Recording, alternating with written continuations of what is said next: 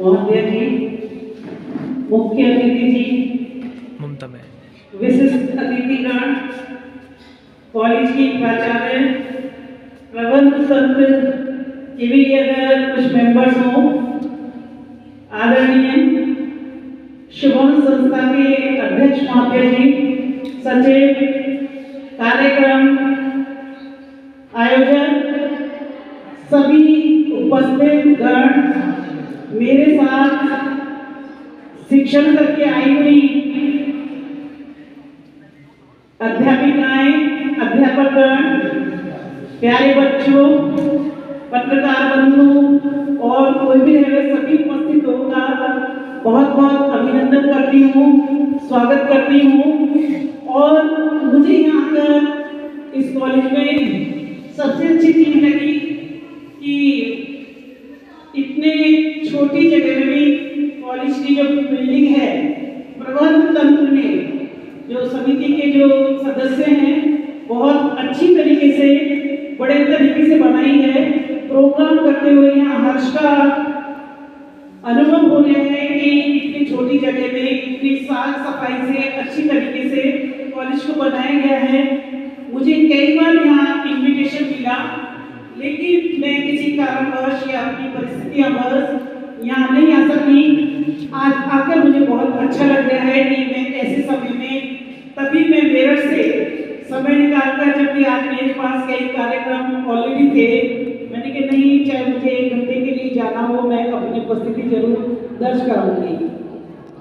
और जैसा कि सर ने सारी चीज बताई थी, सर ने इन्हें निबंध को चेक किया था, मैंने भी चेक किया था। जो मुझे सबसे अच्छा इसका फायदा लिया है कि मैंने इसी साल अपना बीआरएस किया है, तो मुझे एक साल बच्चों को नई शिक्षा नीति से पढ़ाने का बहुत ही अच्छा अनुभव प्राप्त हुआ। इसीलिए मैं इसके बारे में कह सकती हूँ।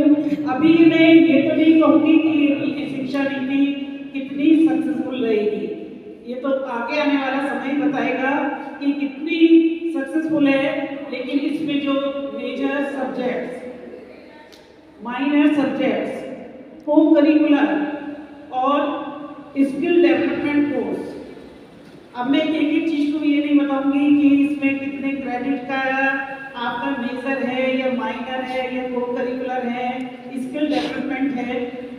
ये जो नई शिक्षा नीति है वास्तव में बड़ी सोच समझ कर बनाई गई है, बच्चों के इनके लिए बनाई गई है।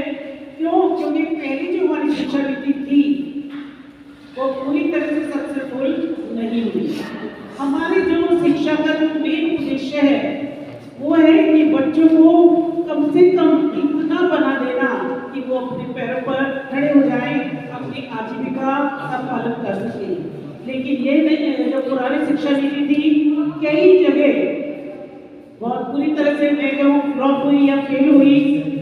अब क्योंकि टीचर्स भी नई शिक्षा नीति के तरीके से पढ़ा रहे हैं और सरकार ने ये नियम सब जगह लागू कर दिया है, तो मैं तो केवल बच्चों से ये कहूँगी कि जितना जो कुछ उसमें बताया जा रहा है उसी की तरह से अपना काम करें, उसे पढ़ें और फिर शायद भविष्य में उन्हें सफलता मिलेगी।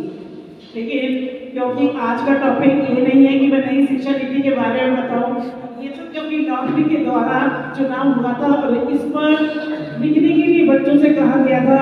मैंने देखा कि कुछ ही बच्चों को अपने विषय का पूरा अच्छी तरह से ज्ञान था, लेकिन कुछ बच्चों ने तो, जैसे कि वीके शर्मा सर ने बताया, कि केवल धनपूर्ति करने के लिए इसमें भाग लिया और किसी ने महिला शिक्षा पर पूरा लिख दिया, किसी ने सशक्तिकरण पर लिख दिया। लेकिन कुछ बच्चे वास्तव में ऐसे थे जिन्होंने सब्जेक्ट को पढ़ा और उसे बड़े बेहतरीन तरीके से, बड़े अच्छे शब्दों में स्पष्ट करते हुए उसे लिखा। क्योंकि कोई भी अगर आप ऐसे लिखें तो उसके 3 पार्ट बहुत जरूरी होते हैं। पहला इंट्रोडक्शन, दूसरा उसका मेन बॉडी, चाहे आप उसे सब डिवीजन करिए, पैराग्राफ में करिए या उसके पॉइंट्स वाइज उसे डिवाइड करिए, और लास्ट जो पार्ट होता है वो होता है कंक्लूजन। कुछ की में इंट्रोडक्शन बहुत अच्छा था, कंक्लूजन बहुत अच्छा था, लेकिन मेन बॉडी, जो मेन बॉडी होना चाहिए वो सब्जेक्ट से थोड़ा वीक से थोड़ा हटकर था। और किसी किसी के में जो बच्चे फर्स्ट आए हैं, सेकंड आए हैं, थर्ड आए हैं, कंसोलेशन, उन्होंने सब्जेक्ट को जो टाइटल था उसे बड़ी अच्छी तरह से समझा, उस पर मनन करा, मेडिटेशन करा। मीन्स ये नहीं कि वही बैठ गए, सोचा कि उनके पॉइंट्स को हमें कैसे विस्तार से कैसे समझाते हुए लिखना है। तो वो सभी बच्चे बहुत बहुत बधाई के पात्र हैं। मैं कॉन्ग्रेचुलेशन कहती हूँ और भविष्य में उम्मीद करती हूँ कि जितना आपने अब किया है उससे भी अच्छा करकर दिखाएंगे। और इस प्रतियोगिता जो कि स्वर्गीय देवेंद्र अग्रवाल जी की स्मृति में लास्ट ईयर भी मनाई गई थी जीके के रूप में और इस बार ऐसे कॉम्पिटिशन के रूप में। वास्तव में मैंने देवेंद्र अग्रवाल जी को बड़े समीप से देखा, बहुत उनसे बात की और मैंने केवल यही मैं एक सेंटेंस उन्हें कहूंगी कि simple living and high thinking वाले वो व्यक्ति थे।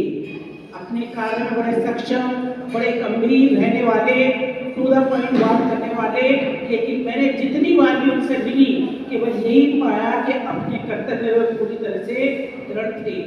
और उनके परिवार के लिए थोड़ा दो शब्द कहना चाहूँगी कि आज के ज़माने में अगर किसी के इतने संस्कारी बच्चे हैं, देखिए पढ़ना अपने आप में बहुत बढ़िया कार्य है, लेकिन पढ़ाई के साथ अगर संस्कार नहीं है तो वो पढ़ाई हमारी बिल्कुल बेकार है। अब वो इतने दूर रहते हुए भी एक साथ चंडीगढ़ कैलिफोर्निया में अपने पिता की स्मृति में इस कार्य को कर रहे हैं। मेरे ख्याल से इससे अच्छा उदाहरण कोई नहीं हो सकता।